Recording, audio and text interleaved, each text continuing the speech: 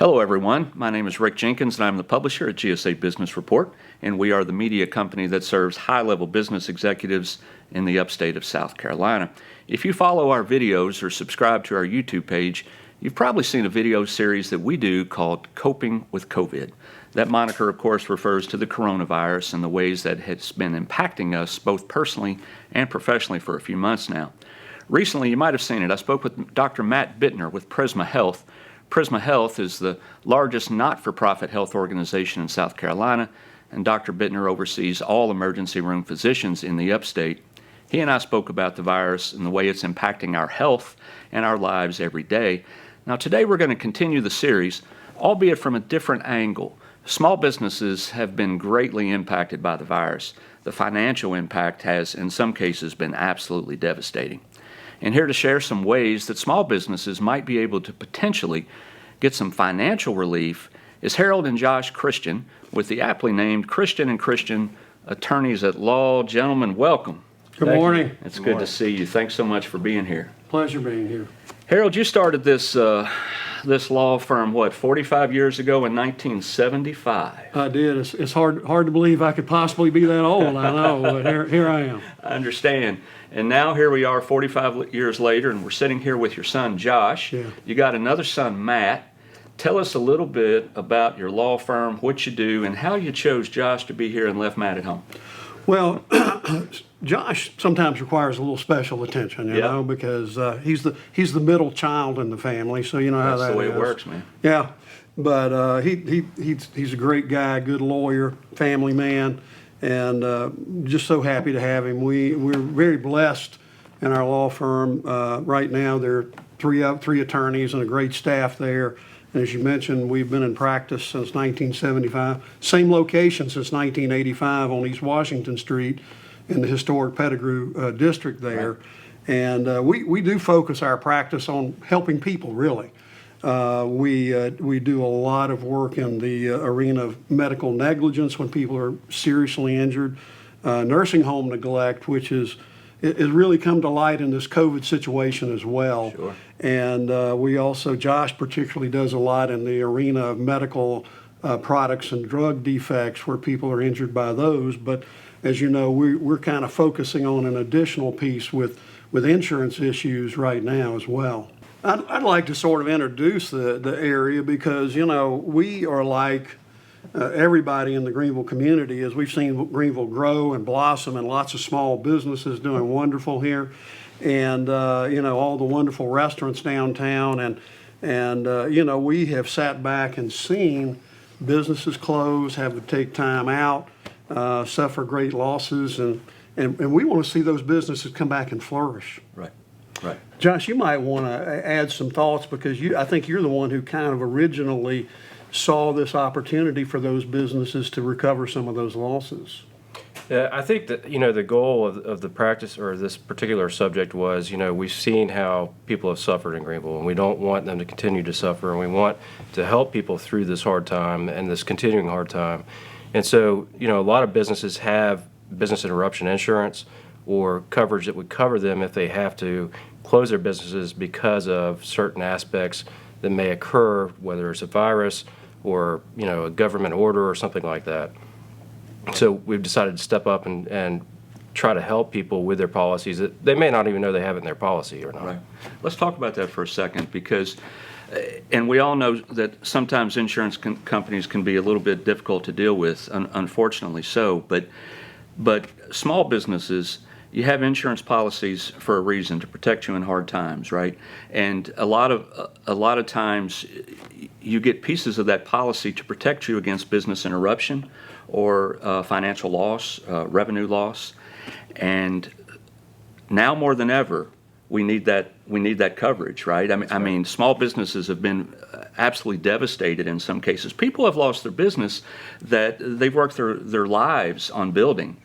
And so what I hear that you guys are doing is helping companies make sure that there's not a way for them to get financial relief and they not even know it. That's right. Let's talk about that a little bit. Sure. How does that work? Well, a lot of people don't even know that they have, it's called business interruption coverage, and there's different provisions in the insurance policy that might help them too under a civil authority provision as well. And a lot of people just don't know, or businesses just don't know they have it. For instance, you may have a restaurant, you might have a hair salon, or whatever it may be, any business in general that just hasn't been able to operate because of the virus.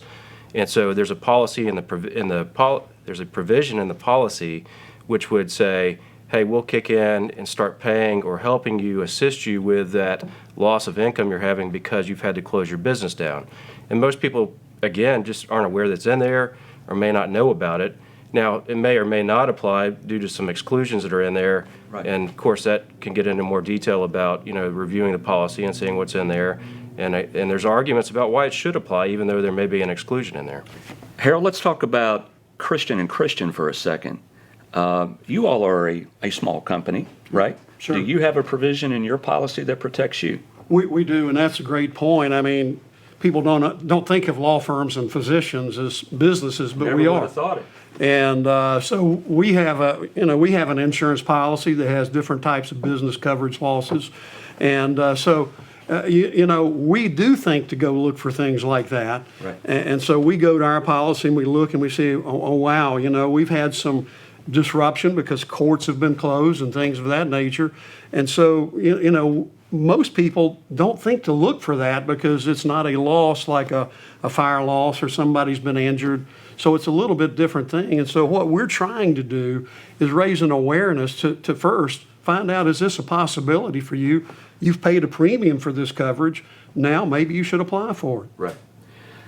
Josh, I would imagine you have talked to a lot of people recently about this type of thing. We have. We've had people that have come to us with their own businesses who had no idea that they even had it in their policy that they may be covered for their business loss or their business interruption.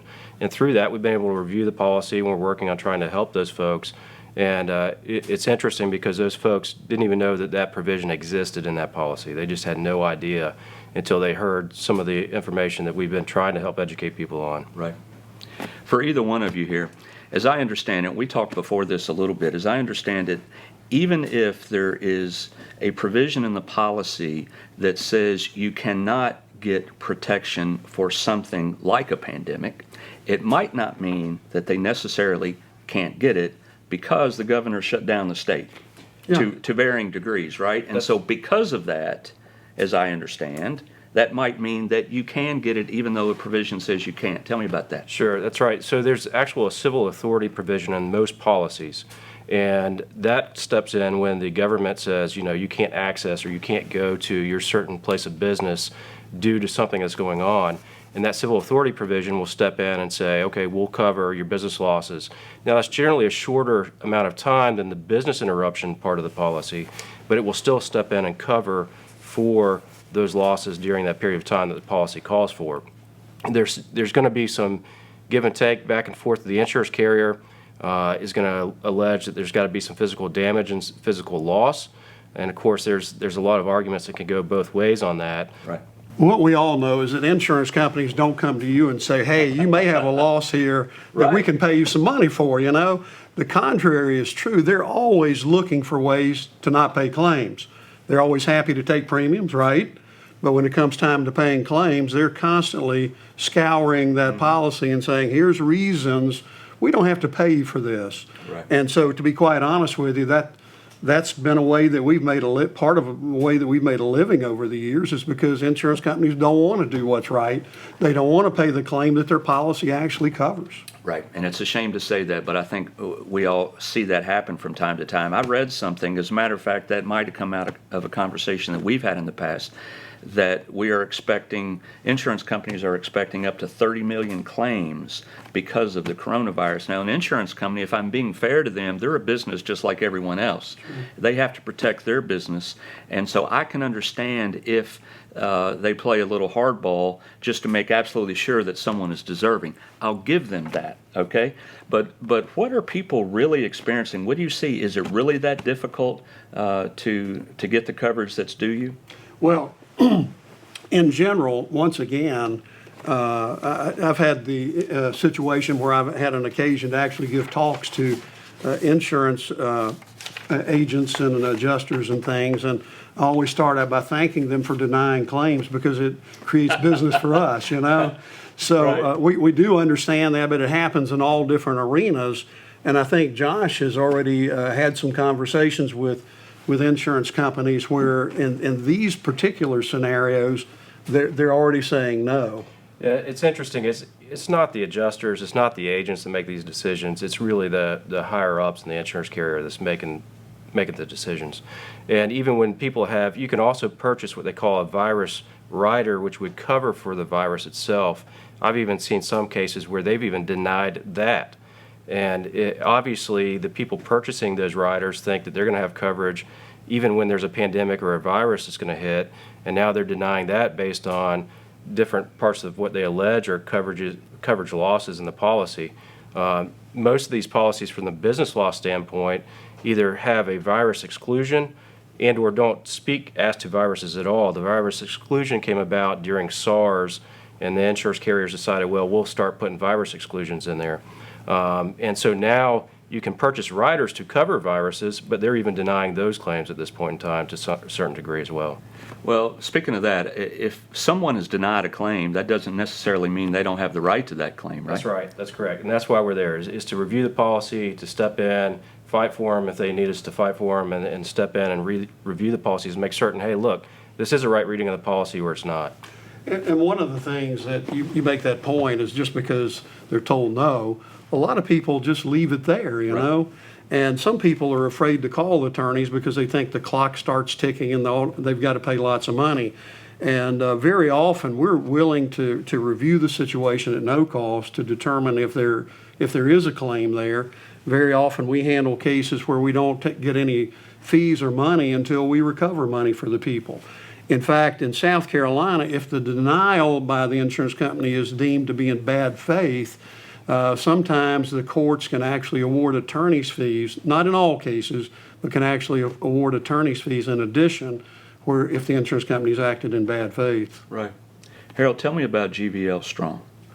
Well, GVL Strong is our desire to join with some other people and get the word out there that, hey, Greenville is a fantastic place.